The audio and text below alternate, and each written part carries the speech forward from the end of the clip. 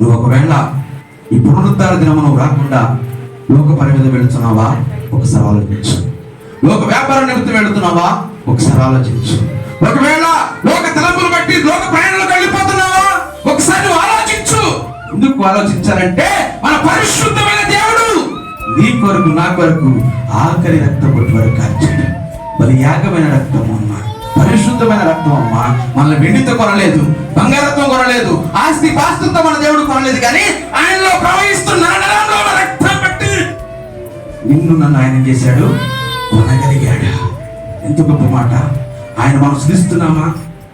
ఆయన మనం గణపరుస్తున్నామా? ఆయన మహిమపరుస్తున్నామా? కొద్ది నిమిషాలు వల్ల జీవిస్తున్నాం. అయ్యగారు వస్తారు, ఇస్తారు.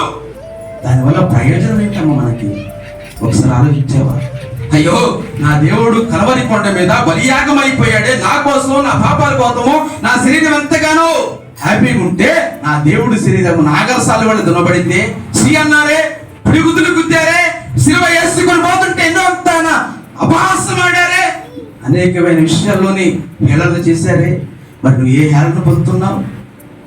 ఏ అపాయం పొందుతున్నావు? ఏ దుఃఖం పొందుతున్నావు?